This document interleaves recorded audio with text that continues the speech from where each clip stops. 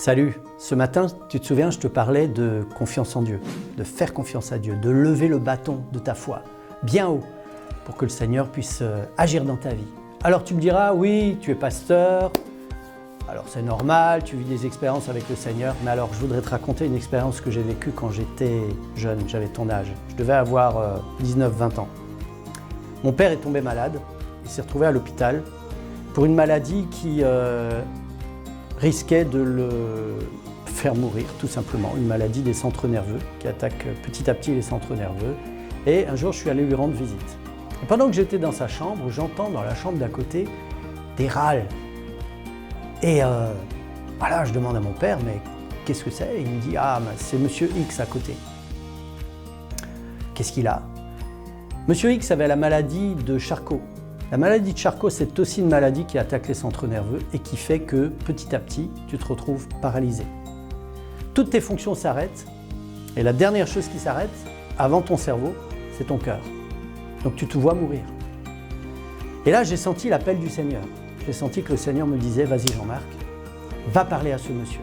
Je ne savais pas quoi lui dire, je ne savais pas comment lui dire. Et j'étais vraiment en difficulté, mais je me suis retrouvé dans la chambre de Monsieur X. Et donc j'ai commencé à lui parler, il ne pouvait plus parler à ce moment-là. Je me suis servi d'un petit alphabet que j'ai fait, avec toutes les lettres de l'alphabet. Et quand je ne comprenais pas ce qu'il me disait, je lui disais, votre premier mot commence par cette lettre? Alors il faisait ça, si c'était oui. Il faisait ça, si c'était non. Et comme ça, on communiquait. Et j'ai commencé à lui parler du Seigneur. Je lui ai acheté une Bible que je lui ai offerte et je la lui ai laissée dans sa chambre. Et un jour, alors j'y allais tous les jours, parce que j'étais en vacances à ce moment-là, j'y allais tous les jours. Et un jour, j'arrive dans sa chambre et je sentais que le Seigneur me poussait à aider Monsieur X à le remercier. Alors je lui en ai parlé et vous savez, là c'est la première fois que je l'ai vu rire. Il s'est mis à rire, mais son rire voulait dire, mais mon petit bonhomme, tu ne comprends pas ce que tu es en train de me dire. Tu me demandes de remercier un Dieu, mais regarde la situation dans laquelle je suis. Cet homme était déjà raide comme une planche, il ne pouvait plus manger, il ne pouvait plus déglutir, il ne pouvait plus parler. Tout fonctionnait dans sa tête, mais son corps était inerte. Et je lui ai expliqué pourquoi on pouvait remercier Dieu. Je lui ai dit, voilà, parce qu'on a eu l'occasion de se rencontrer, parce que, voilà, vous avez pu avoir l'occasion d'entendre parler de Dieu et de son amour et de son pardon. Et ce soir-là, j'ai quitté la chambre de Monsieur X et je ne savais pas quoi penser.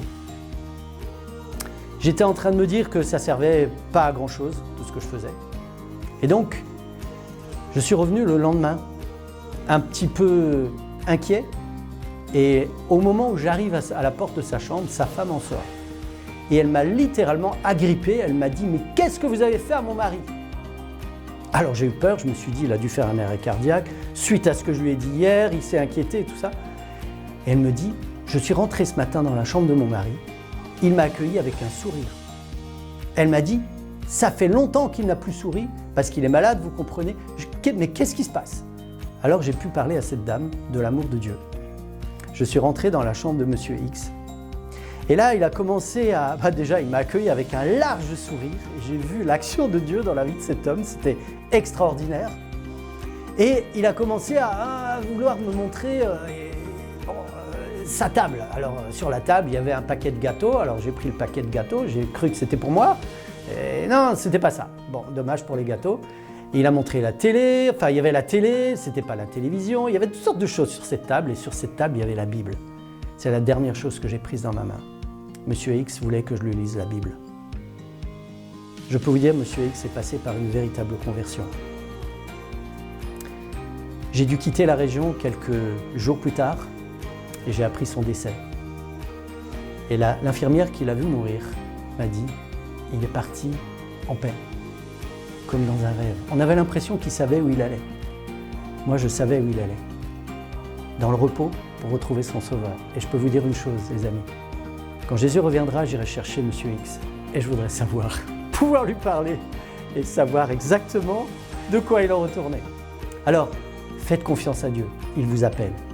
Il t'appelle à le représenter là où tu es. Alors vas-y, n'aie pas peur.